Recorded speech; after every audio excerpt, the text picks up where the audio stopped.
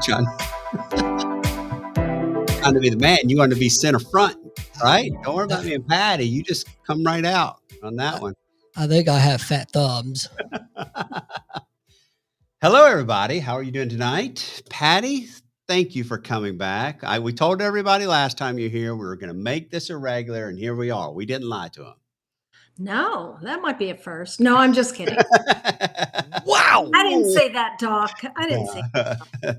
No, so glad that you're back. Really appreciate it. We're gonna run the spectrum tonight. We're gonna talk about multiple things. Love it. Very exciting, and I love when you come back because you bring not only you and who you are and all that, but you bring a lot of expertise in the field and a lot of great advice. And so I truly appreciate it. So thanks for coming back and thanks for being on. How have you been?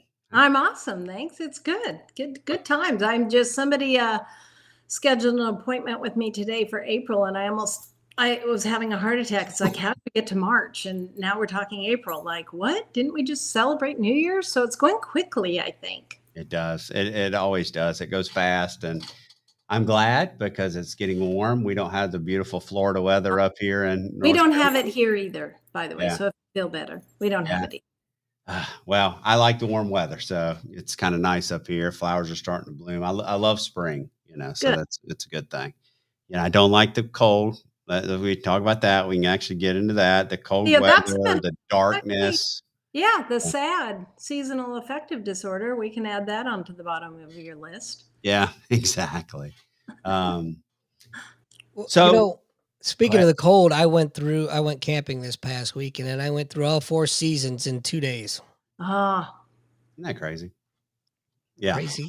All right. Well, let's jump in and let's talk about this new training that you just went through. Yeah.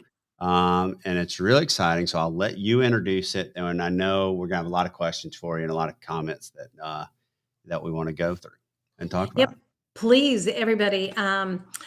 Thanks. It's great to be here. But definitely, if you have questions as I'm kind of talking about this, ask them in the chat. We'll get them back out, and I'm happy to answer them if I can. So recently, it's come to my awareness that there is a new healing method for trauma out there called the Cortina method.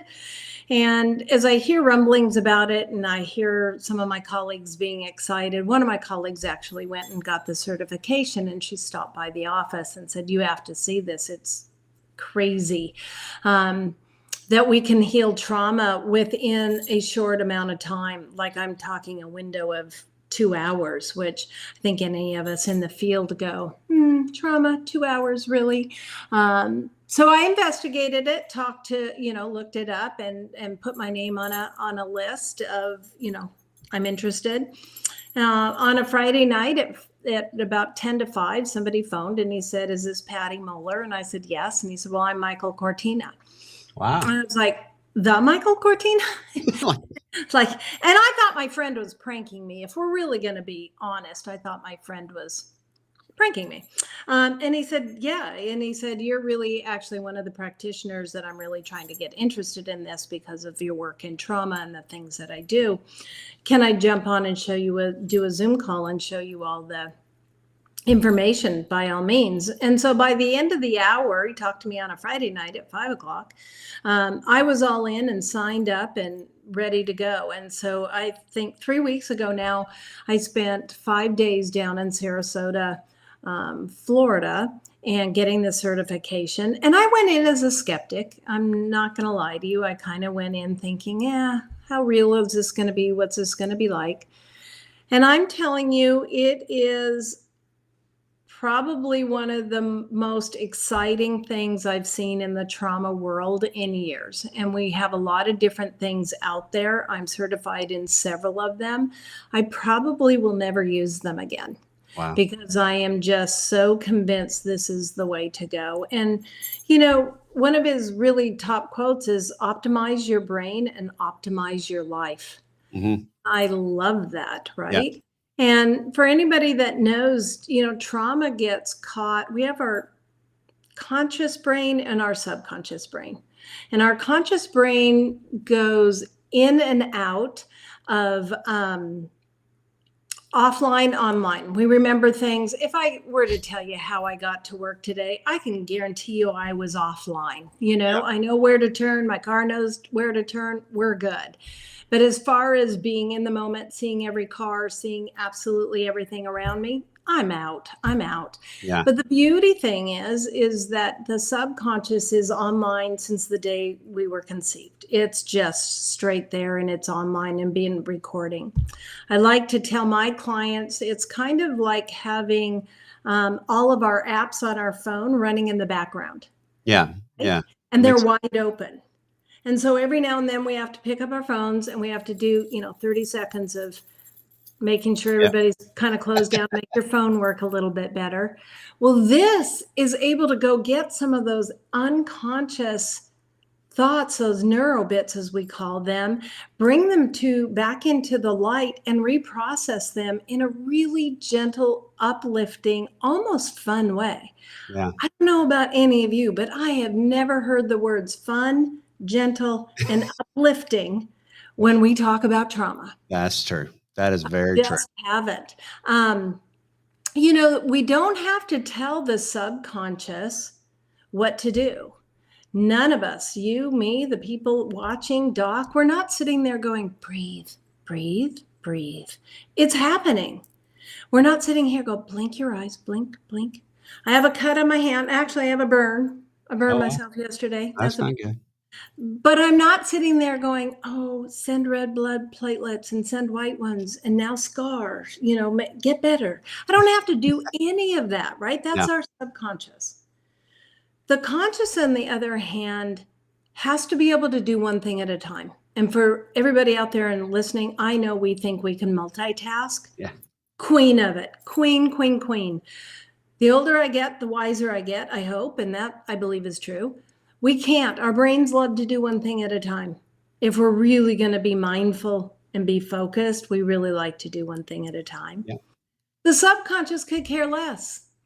The subconscious would do 95 things at once. We're not sitting there talking to organs and blood vessels and cells and all that kind of stuff. This method really goes down and reaches into the subconscious and is able to clear traumatic events. And trauma, as most of you all know, that one of the things is that we can have flashbacks, we can have anxiety, maybe we don't sleep well, maybe we have bad nightmares. So one of those things is that we can go in with this method, be able to bring back some of these traumatic memories, neurobits, be able to clear them. And so just like your phone, when you cleared it off, the brain is able to do through this method and many of the others. I'm not disqualifying any of the others. Yeah. But it can go through and put all those bad things into a really separate database and store it away. And one of the beautiful things is when your mind goes back to look at those memories, guess what? No action will be needed. Yeah. It retrains the brain to know that there is no action needed for that traumatic memory at all. And I found this so exciting. And the things that we saw and witnessed and were able to participate in, the healing that happened was absolutely incredible. Yeah. And the success rate of this right now is right above 90%. Okay. That's good. That's astounding. And I think one of the things that he's doing is that this is a strategic protocol rooted in neuroscience. And so there is all the data that backs this up. There is the white paper. There is all the testing. Shoot, I've got this out. You probably can't see it, but we got brain mapping, that he's already done. It's on his website. So you can go see the trauma and how the brain's lit up prior to, and then you can see it afterwards and see that it is definitely cleared up. Wow. This is probably one of the most efficient and effective ways I've seen of having an outcome for trauma. Wow. The other thing that it's really fabulous is limiting beliefs. With trauma, oftentimes we get limiting beliefs. If there's been a traumatic childhood, maybe somebody grows up to believe I'm not lovable. Maybe it's I'm not good enough. Maybe it's I'm not a good enough athlete. I'm not smart enough. We can also use the Cortina method to be able to go in and help make sure that those are now gone, replaced with healthy, good thoughts, right? The subconscious does not know negation. If I were to say to you and Doc, hey, do me a favor and don't think of a pink elephant. I just thought of a pink elephant. Doc's And riding so, a pink elephant right now. and what do we normally want to do and say to ourselves?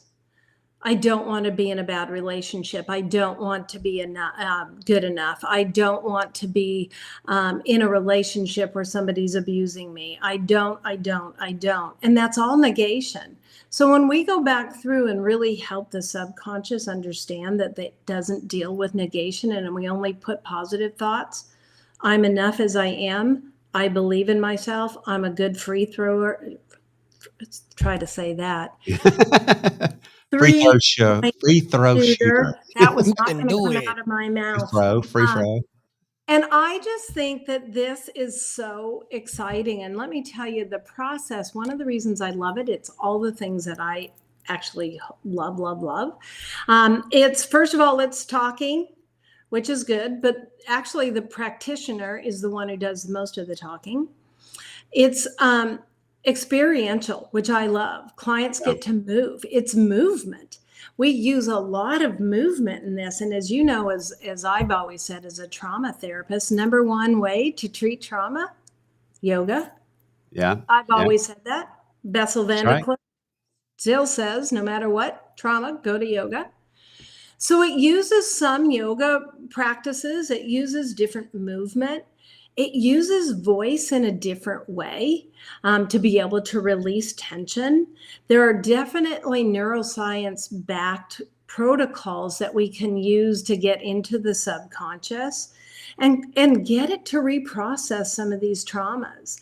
Yeah. And there's also calming techniques. So the client gets to walk away with calming techniques. I will be able to tell you that I probably have done this in 5 to 6 visitors. We call them visitors in this protocol because we're simply doing a protocol. The one thing that I think I wanted to stress that everybody I want to hear is the person does not have to relive the trauma. Yeah. That's key Oh because my that's where everybody struggles is reliving the trauma. This I have seen so many things, and now I've done it. Like I said, I'm relatively new. Not relatively, I am new at this, but I have done it, and it's mind-boggling that we'll talk about, hey, so tell me about that event. Tell me about. Now we have a general idea because we do a discovery call with the visitor, so we generally know what we're going after, but they don't have to tell us every detail. Example is I have a young man that has been with me for quite some time. We've been doing a protocol. We've been doing it almost 9.5 months. When I learned about this protocol, I asked if he was willing to suspend that particular modality.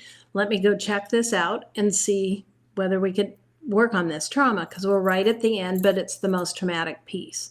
And up to this point, we've had to go through every single bit to be able to reprocess it. I'm not saying it didn't work. I'm just saying it's been a very long process because as you get them right into the trauma, they don't want to go there, and it's harmful to keep them reliving this trauma. So we will suspend the modality for that day. And so I definitely went down there and came back pretty excited. I called this young man. The trauma happened 7 years ago. And so this person's been living with this for quite some time. Can't deal with anything with the heart, can't touch the heart, can't deal. I'm not going to, tell what the trauma was, but all the other things around his life make it very unfunctional, right? Yeah. You can't see any of those things. So he came in and we did it. We did the process. It took an hour and 45 minutes. And I asked him to go back. We were laughing. We were joking. He was kind of smiling. And even at the end, he looked at me and he said, you know what, Patty, I know you did this for me, which is partly true. I did it for Yeah. everybody else, but he knew that. And he said, you just changed my life. And he said, I'm going to go call my sisters because they have trauma around this event as well. And I think they'll be able to benefit from this. And I said, so when we do outcome checks. So I asked him to go, check on some things that we had worked on. And he went back and he said, it's just something. And I said, okay, so no energy around it? No. I said, okay, there's a lot of things we didn't do today. Go back and look at some of those around that day. He looked and he said, I just ran a movie in my head about the whole day. It's nothing. It's just something that happened. Wow. And I said, picture yourself, close your eyes, picture yourself walking into a Walmart or a Walgreens and selecting a Valentine's Day card. He closed his eyes and he said, I actually think I could do that. I go, okay. And I knew this was the big one. I said, funs and giggles here. Can you put your hand on your heart? And he didn't blink, and he put his hand on his heart and he had tears in his eyes. He said, I haven't done that in 7 years. Wow. Yeah. And, I'll definitely follow up. Obviously, there's always a checkup and following back in. That was the one I was after. That was the big one, to see whether that was going to be helpful, right? But to see that kind of change in a short amount of time. I'll give you another one. This happened 2 days after I returned home. So talk about being brand new and just giving this a whirl. Somebody I know, fairly close to, but they in November fell out of their ceiling, putting a Christmas tree up in the attic, misstepped, went through, took the light down. Don't ask any of us, and especially this person, how they are even alive, right? Because they fell 9 feet onto a concrete floor in your garage. And they didn't have any broken bones, nothing. They did have 8 stitches in the back of their head, but no brain bleed, nothing traumatic, right? So as I talked to her through the months and just, how are you doing? It would be, I still have nightmares. I'm having flashbacks. I'm never getting on a ladder again. And I called her when I got back. I said, how you doing? She gave me the same story. And I said, any chance you'll meet me at the office to try this? And she was like, sure. So she came down to the office, and I think we worked an hour and 50 minutes. So that one is a little bit longer. And she was convinced at the end that she was fine and that she felt good about it. And I happened to be over at her house last weekend, and for whatever reason, we came out through the garage, right? And I was like, oh, am I going to do this? Am I going to ask, right? And so she said, hey, come back here for a second. I was almost at my car. And she goes, look, and she started telling me, yeah, that's where the hole was patched. That's where the light came down. And I went, I'm going to ask, what's it like to tell me that story? And she goes, oh, it's just a story. It's what happened to me. Yeah. I was like, okay. And I looked around, I saw the ladder, and I said, what about going and getting that? I've gone and gotten it since you helped.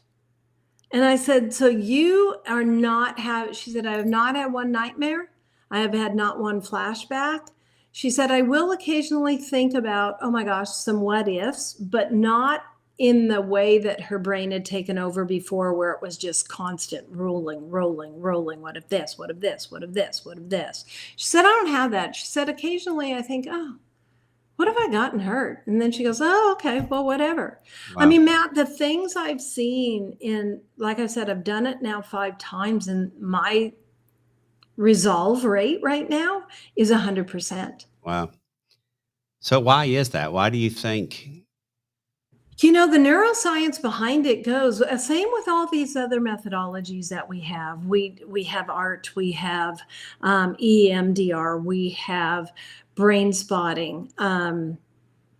Shoot, I'm blanking. If anybody out there wants to throw one out there, that's fine. But we do have methodologies that work. We know they work. We know that we can get in touch with the subconscious, and we can get it to reprocess through many different modalities. But this one I've never seen combine movement, neurolinguistics, talk therapy, calming methods, all in one thing, and not to have to go through the trauma. Yeah, that's the key. I think Not that's the one key. time. Yeah. I mean, with EMDR, you pretty much, let's take a rape victim, right? They pretty much almost have to relive that in order to reprocess it. It does work.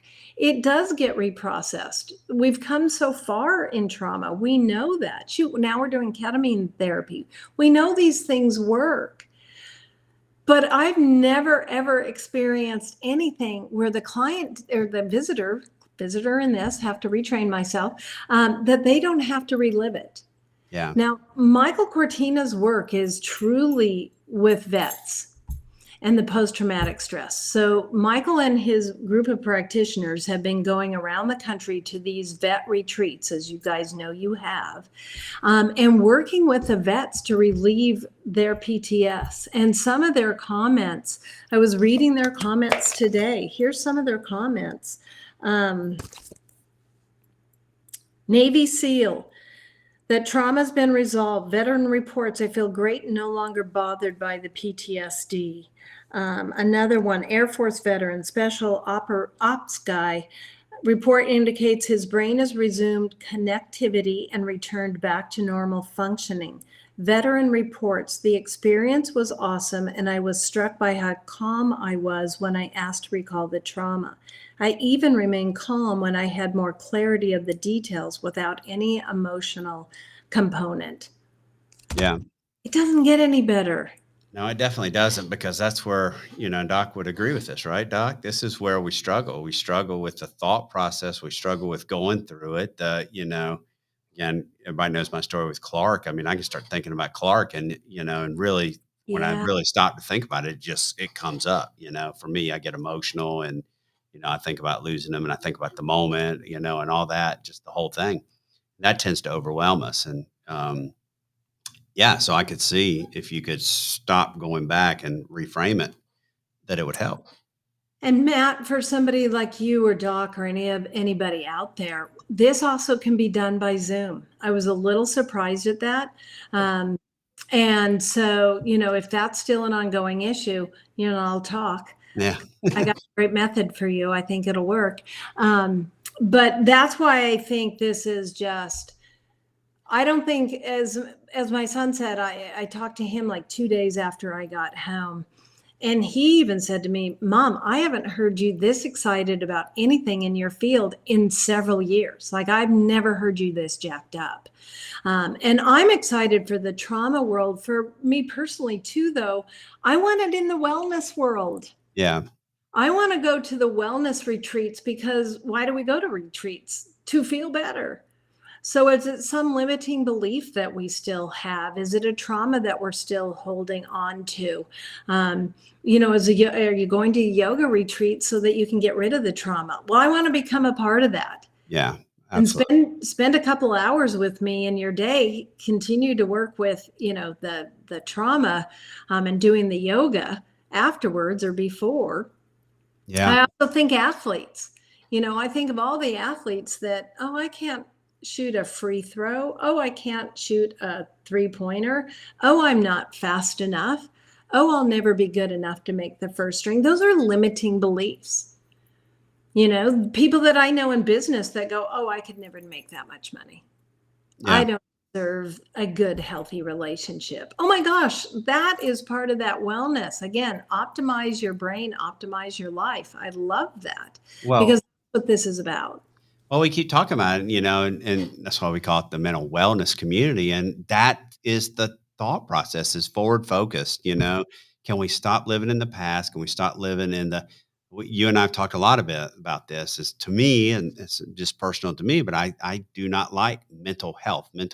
I think I look at my kids and I think they get beat up with mental health until the point that they think there's something wrong with them. They really Correct. do. And, they're constantly getting beat down. I know we'll talk about some COVID stuff, post-COVID stuff, but they get beat down with this. And then they truly, it's in their thought process, Oh, and they can't absolutely. get past it. And, so this is, reframing. We need to do, But we need it's a to do. little bit more, it's not necessarily reframing. I want to change that up a little Yep. bit.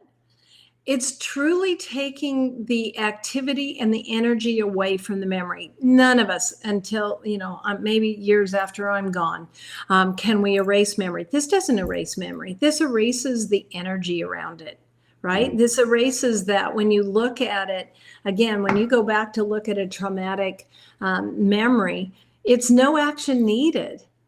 There's nothing I need to do about that which happened to me before. So it's not really reframing it. It's still, okay, well, that happened to me.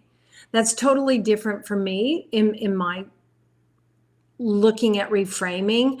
It's taking one thing and turning it into another. I think of that as reframing. And maybe you and I are talking about the same thing, but that's how I think about it. Whereas this, it just doesn't have the energy, Yeah, that makes sense. Yeah. And when I saw, there was one woman, and I won't again reveal her trauma, but she had lived with it for 50 years. She came and she was, I would say she looked 70-ish, right? But she was talking about with Michael Cortina and going through this process about trauma she had had in her early 20s with a very, very, very, I'll throw one more in there, very abusive ex-husband. And she had lived through this, and to watch this happen and watch her kind of giggling and going, oh my gosh, like what's going on? Like, this is what, and giggling, and to know she's been through that much trauma. And again, I think of course she didn't really seek help. Who wants to talk about that? Absolutely. Who wants to go through that? And again, for me, I had several clients that I said, please postpone, because I feel it's going to be so traumatic for them to have to go through this that I haven't wanted to do it. But now I feel so secure at moving forward with these clients and being able to say, hey, you can come and we don't have to talk about it. And I'm lucky for these cases that I know what the cases are. I really don't have to talk about it. But I've done people who've just called me up. The beautiful thing for anybody who's out there, therapist out there, it's not that I'm going to get your client, right? Your client's going to come see me for a 2-hour visit. We're going to resolve a trauma or a limiting belief, and they get to go back to their therapist. I have so many people that come to me and are just like, but I don't want to leave my therapist. Great. I don't want you to leave your therapist. Yeah. That's good. Yeah. I don't know. I think it's pretty exciting because I know so many people that I've talked to that have left their therapist doing other things, and they're just like, it'll wipe out their rest of their day or a Yeah. couple of days because they've been living in the trauma. They've been going back through and, to move past it, and they do end up getting past it. But it's like you said, that taking people back to that time, and day and that hour or whatever the trauma might be, whatever, it could be long-term trauma, it could be short-term trauma, but Correct. it can be devastating Yes. to people. It can really almost put them into a spiral in a way. Well, and a good therapist obviously won't let somebody leave their office in that way, but that doesn't mean that they haven't had to go through that. And I think just to even think of never having to do that again for a visitor when I have them, but a client.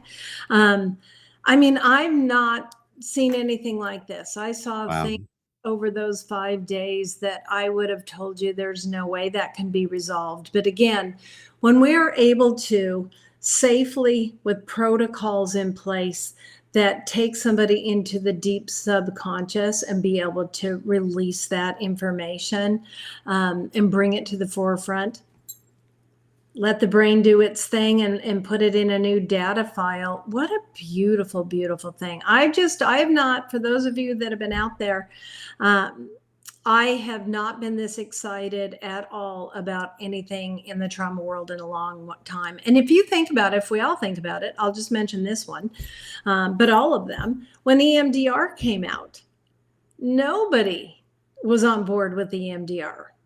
And here's how EMDR started. It was by Dr. Shapiro.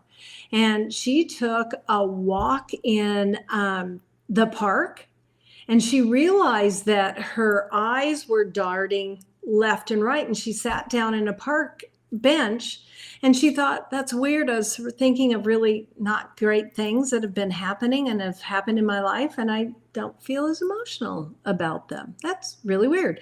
And that started her whole way into investigating how EMDR works with the rapid eye movement, what we do in our sleep, REM sleep. That's what Yeah. REM sleep is for. And so this takes part of that. The Cortina method uses a little bit of that, but it also finds different protocols, different ways to get into that subconscious to be able to reprocess. So that piece is what I absolutely love about this method, is all of the things that, like I said, that I absolutely love, kind of in one nice Yeah. little. That's really cool. So we put the website out on the social media. Yeah. So everybody go check that out. Check out the testimonials. You'll Yeah. just almost every testimonial that's on there is something I witnessed actually happening, either done by Zoom or whatever. So it's absolutely will take your breath away. That's really cool.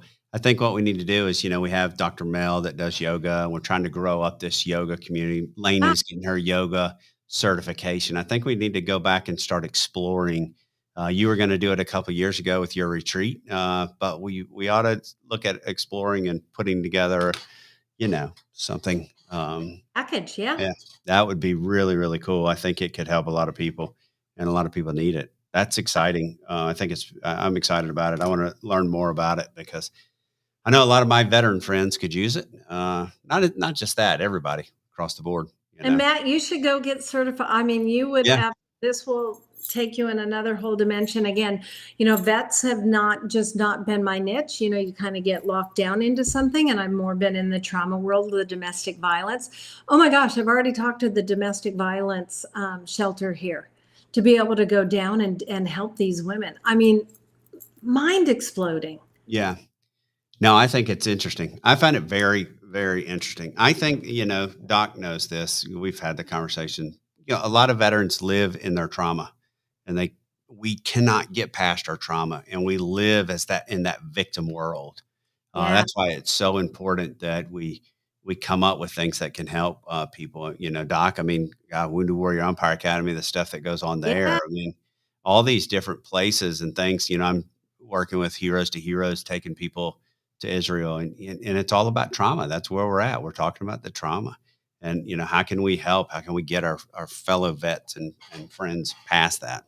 And so imagine me, which I'll do, and I will, is connecting you with Michael Cortina, and he can Yeah, come into Wounded Warrior, bring a bunch of the practitioners there. I think that's what they're doing with the retreats. I think it's just, again, I just see so much value in this, and thought about you and Doc yeah, and a lot of other people the whole time I was down there, my domestic violence people. I mean, it's just crazy. I'm just so excited about this and appreciate the opportunity for you to let me come on and talk about it. yeah, It's new, it's only 2 years old.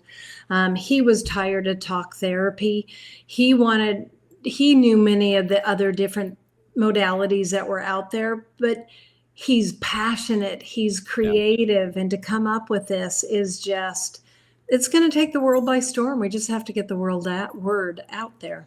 That's really cool. Tom Dorney's watching, and he's talking about Project New Hope, nonprofit veterans for organization retreat. There's really pretty cool. There's a lot of stuff that can be connected and done with. I mean, again, we're connected to a lot of veterans groups, but this is Can I encouraging. ask Tom a question? Sure. Tom, I see that you were at the retreat. Was Michael Cortina there? I don't know if he's hearing Yeah. me. Yeah. He'll probably respond. I think he's still Yeah, watching. Yeah. No, that's really cool. Where's he located? he's in Illinois. I took the training in, oh, got to talk about this. I took the training down in Sarasota, but Matt, get this. He's got a new protocol. I'm going for another 5 days for an advanced training up in Indiana. And this one is on addiction. Oh, wow. Yeah. Can you imagine? Yeah. Absolutely. Yeah. I'm going for addiction and eating disorders. Very cool. Yeah. So, Very. I mean, can you imagine sitting down with some of the people, that Matt knows, Doc knows, if somebody just has disordered drinking, right? And I'm not talking always, I have to go. Oh, look, yes, I did 2 Zoom meetings with him to collaborate. That's very cool. Go, Tom. Go, Tom. That's phenomenal. Whoop, I whoop. love it. Whoop, whoop Good, to Tom. good. And Michael Cortina. So I'll send this to Michael. But seriously, I'm going back for the one on addictions and doing another advanced round in April. So I'll be doing that in April. Doing a 3-hour class with him on Thursday night on pain management. Oh, wow. Yeah. So the protocols that he's coming up with, I just think are endless, and it's just it's going to be exciting to watch and see how we can utilize this and get the word out. Yeah. Very cool. Thank you, Tom, for tagging him. I'll send this to him. I knew he had some things going on, but thank you. Yeah.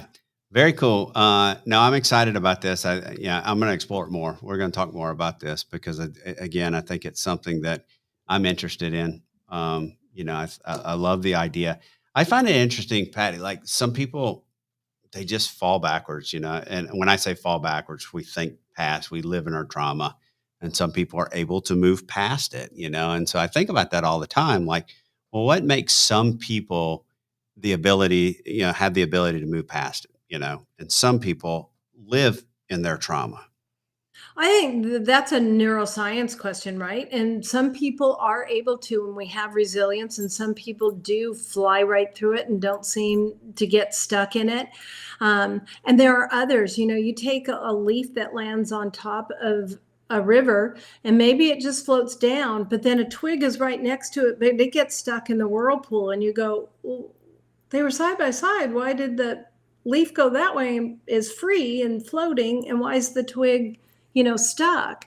Some people's brains, I think, just what's the word I'm looking for? Take in the trauma differently and process it differently themselves. And I think some people, it just doesn't land as hard. And I think all of it has to do, what's our neurochemistry? Yeah. What's our background as far as trauma? Are we more resilient for different reasons? I think there's a ton of reasons that some people, no two people handle a goldfish dying. For some, it's like, yeah, whatever, a goldfish died. For somebody, that's a real traumatic event. And we go, why do they not care? And yeah, that's right. It all has different meanings. Yeah, for sure. Well, very exciting. I'm going to look it up and talk to you more about it. Definitely. I'm going to jump into this because I think it's cool. I think it's cool. Doc, you got something? You've been quiet. I have a dad joke answer to your question about the twig and the leaf. If you want to hear it. Oh, Doc, I'm always up for one of your jokes. That's when I can bring my cup up here, as long as it's down. So I'm prepared. It's a dad joke. The answer's obvious. The leaf said, "Leave me alone," and just. There we go. That was good. I'll go back to being quiet. That was good. I was impressed. That was good. You're able to talk tonight, Doc, if you want. I'm fascinated by the topic. Yeah. I'm trying to take it in. Yeah. Well, it's again something you and I talk about a lot. It really is. And again, not trying to be that way just about veterans, but it's something that we claim it. We claim, right. trauma like it's our own, and it's not. It's everybody's.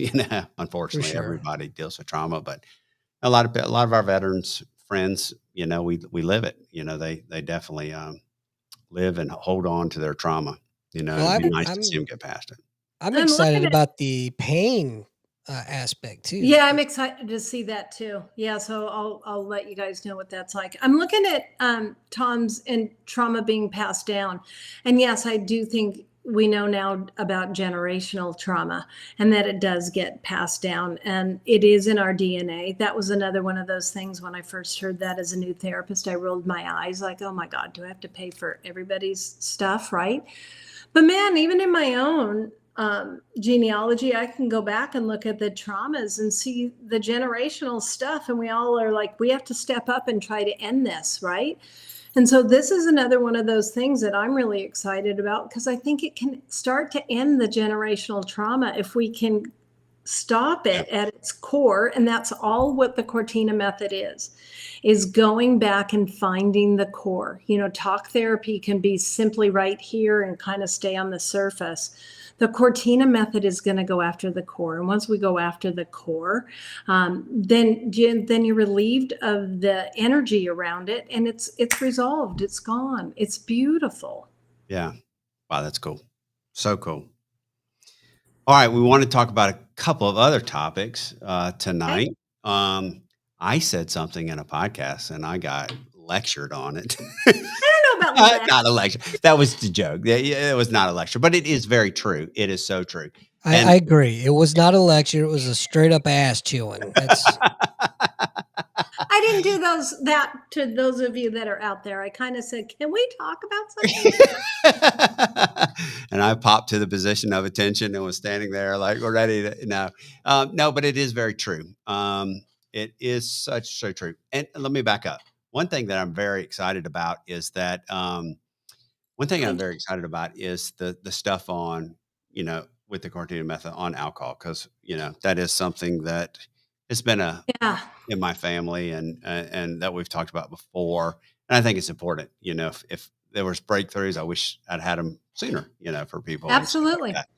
Really, really, truly do. So I'm excited to hear more about that. But one of the comments that I made when I was interviewing last couple of weeks, we talked about functional alcoholics. Yeah. It's my pet peeve. I know, that's why I was standing at a position of attention getting chewed out. I think we call it functional alcoholism so that we can feel better about either the person that we're talking about, or they can feel better about it. But it is one of those things that takes people out. And I just think of there are many phrases that I just kind of cringe at, that this is the most cringeable one for me. I always look at all 5 areas: mental, physical, spiritual, financial, and relationship, right? If you're a functioning alcoholic, you're not going to tell me you're functioning in all 5 of these areas. Yeah, you might go to work and you might be really super good at crossing your T's and dotting your I's. But I bet I look at any alcoholic and say, when's the last time you made love to your husband and or wife, whichever I'm talking to? And I'll usually get, probably been months or maybe a year. What's your relationship with like your kids? Oh God, they haven't talked to me in 18 months. Nobody's even speaking to me. You're not functioning. Yeah, that's right. How's your bank account? Oh, well, quit spending so much money on the booze. I probably would have money. And man, do I get in trouble when I spend my check on Friday nights on my drug or alcohol. I spend my paycheck before I get home, and we kind of need it for the rent. You're not functioning. Okay, the anticipation's killing me. What do you call it? Alcoholism. Addiction. That was anticlimactic. That was, but that's what it is. And I think that's what I'm out of here. Yeah, he's out. I think that's what people do to protect people, because they don't like being called straight up, I'm an alcoholic, or I have disordered drinking. I think that is something we do to protect people. And I think the people that say, I am a functioning, protect themselves. And I think as long as we keep doing that, we are going to keep passing down from generation to generation. Well, I function here and I function here. Well, you got to function in all 5 areas, folks. Yeah, that's very true. So to me, it's just not a good term, and we just use it. Hey, I'm married, but he's a really good functioning alcoholic. What? We should almost call it dysfunctional. Well, that would be better. I would not cringe at that one. Yeah. Maybe, and maybe Doc, I'm with you on that. Maybe if somebody said I'm a really good dysfunctional alcoholic, I would be like, okay, how can I help? Yeah. Thank you, Jody. Alcoholism is alcoholism. That's what we're saying. Yeah. I had a chief that I worked for many, many, many years ago.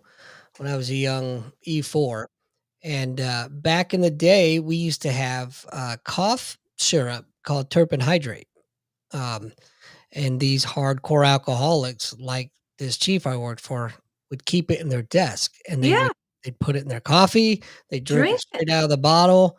And there were many times that I had to go. I would get a call from some bar in town, and I'd go pick him up, and I would literally throw him over my shoulder, carry him out.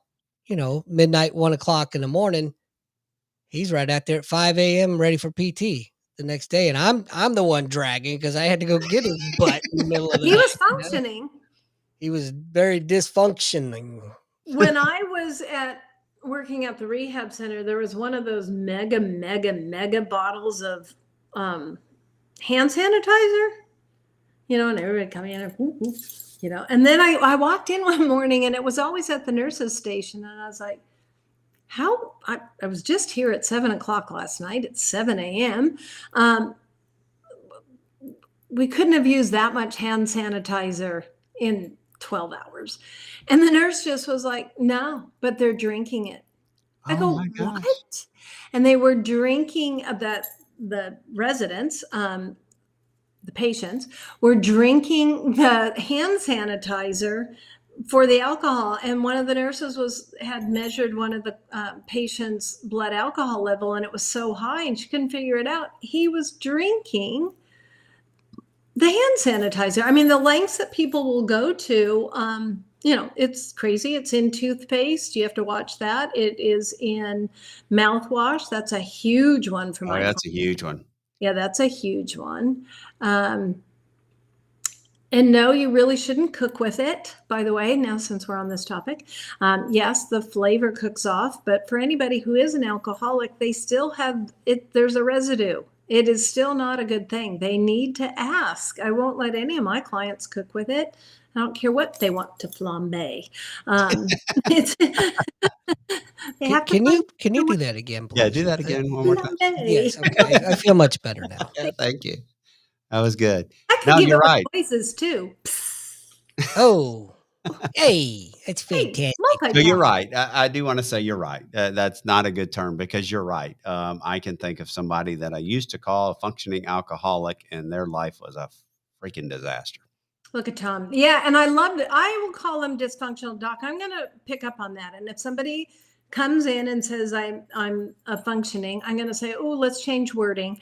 I like it to get down to the alcoholism, but I'm gonna jump on that, doc. I think you created something really cool and neat right there. Good job, Doc. My friend, my gift for you. Hi, Michael Cortina. You just missed my whole spiel about you. Well, you can talk about cool. some more. Hey, Michael, how are you? I don't know where you are or how we should get you to jump on here. But Mike, I did a whole 45 minutes on the Cortina method. Actually, I got a great idea. You are a regular guest. You're part of this. So we can come back and revisit and have Michael on Love the it. next one and That'd be do a great. podcast on it. Absolutely. That'd be I'm blown away by this gentleman. He came up with this whole method. I can't even think of what I'm going to eat for dinner most nights. Golly, that's impressive. That is impressive. That's really cool. Very impressed with you. Michael, if you're watching, you're talking to two, Patty, but you're talking to two veterans here. I do have a degree in counseling. Doc is former Navy medic. How dare you, No, that sir? was I Right? disgusted you. How long have Navy you two known medic each other? and Navy nurse. So we talk to veterans all the time. We work with veterans all the time. And so very interested in what you're doing and learning more about it. Very excited about that.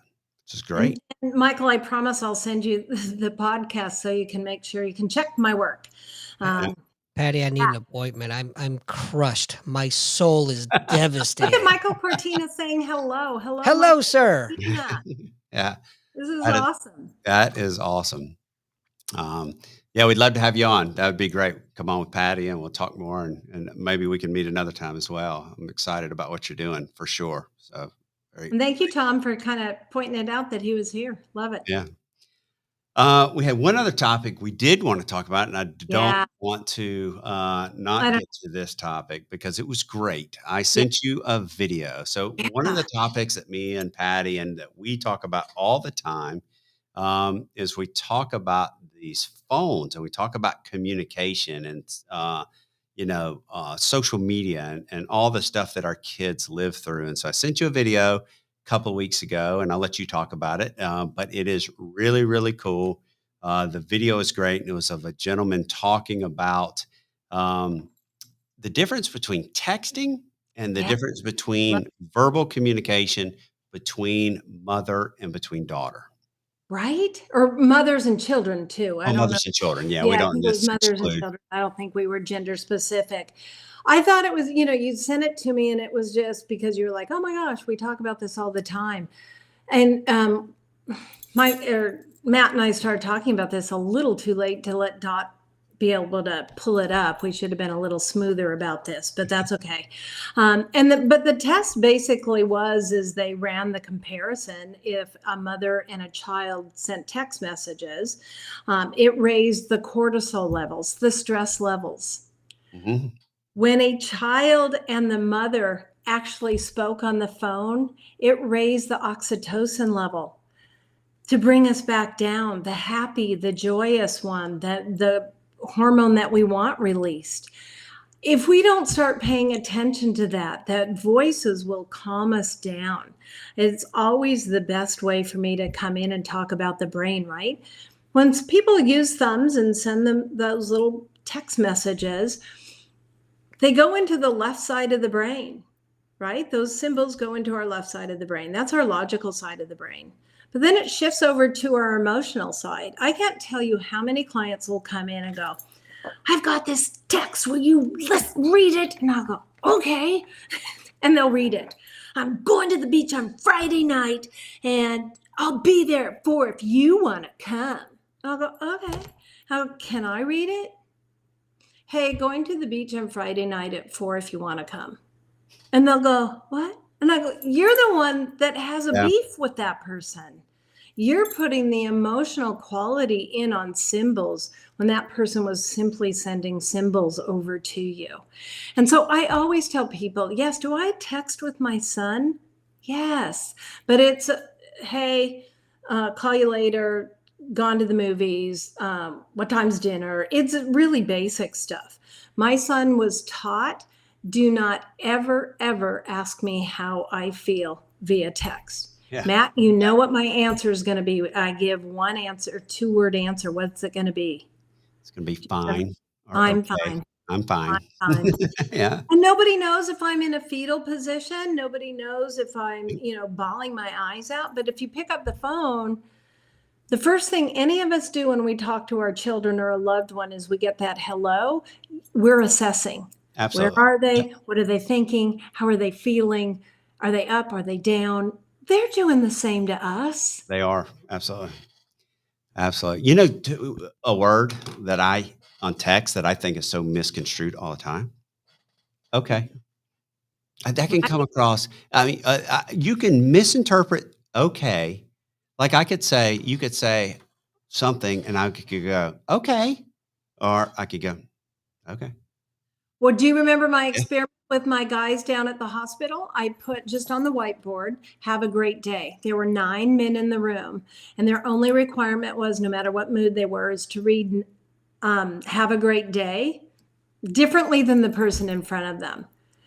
It was read everything from go fly off a bridge to have a great day. And they were like, how can it have 9 meanings? And I Right. said, because it depends on who's reading it, you guys. Reading it, the inflection in your Yeah. voice, the emotion that you put out, and you Yeah. don't get that through text. And No. I've seen more arguments, more people fight, more things go south because you're not talking to that somebody.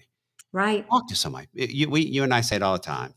Talk to somebody. It's not the same, and it's not the same if you text or if you pick up the phone. Right. Yeah. You have Well, to talk. when we de-escalate situations, we don't de-escalate by text, right? We de-escalate by talking to the individual. Well, and according to this, right, the one of the things that they said in this little study is that things amplified up on the text message. They got more vile, they got meaner at each other, they got ruder with one another. But on the phone and hearing your mom's voice, even if it's a no, you have to come home, was still at such much of a level lower because of that oxytocin level that it was just, Oh yeah. more dealable. Think about that. Just what you just said. You have to come home. If you get a text that says, you need to come home, like you could read that going, oh shit, it's about to be on. We saw Doc before this when when about to talk Yeah. to his daughter, I mean, I'm just kidding. But the Hot. point, I know, but the point is you need to come home, or a phone call that says, hey, you need to come home. Why? Well, we're going to go out to dinner, or we're going to do, you get the follow on. But if you just get, you need to come home and you're like, oh crap, it's Oh, about what to I be on. do? What'd I do? I You I already took wish offensive. You I already. wish we had more time for this topic I know. because we could go deep, deep, deep. Oh, very. Well, And we're gonna do a not whole enough. call on it. And in Yeah, not fact, there's I want to bring on Amy Kraus. I think I sent something. I may have sent something to you about this or not, but she was just on. She checked in. She was on a flight earlier. She's going to take off from speaking. She goes out and speaks at schools, middle schools, elementary schools all across the country. And her mom was keeping her kids a couple weeks ago. She goes and she gets in an Uber. The Uber takes her to the hotel. She gets out the car. The Uber goes away. Guess what the Uber has in it? Her phone. Oh First day of the no. trip. First day of the trip. And so she didn't have a phone. And they're like, well, just get in touch with Uber. Well, how you get in touch? How do you get in touch with What? Uber with no phone? Because the app's on your phone. So she went the rest of the trip with no phone. And she actually was in a panic mode because she came on a Zoom call. She had her computer. She was in very much of a panic mode. And she talks about how it actually ended up being a good trip. Ended Yeah. up being okay. Her kids needed it. Mom needed it. She needed it. But we need to have her on to talk about it because Yeah. she wants to talk about it. And I think that's a great thing. So I'm going to come back and bring this back. I don't know if Michael's still on here, but for anybody still listening and those of you that are out there, it's been a privilege to talk about the Cortina method and how much and valuable I have found it since I was there with Michael and studying it. And I think this is just the very beginning. I think it's going to take the world by storm, and it's going to help people, as Michael always says, to optimize your brain, to optimize your life. And he's made a true practitioner out of me with very different changing way of looking at trauma. Again, whoever uses the word fun, gentle, and uplifting with trauma. And so we've put the Michael Cortina website back up. Please go listen to some of those testimonials, get more information, whether it's in the wellness world, whether it's in the vet world. This thing is going to be so explosive, and we just have to keep talking about it. And I thank you very much for letting me come on and doing that. always, Patty, thank you so much for coming on. Doc, you got anything to say? Uh-oh. No.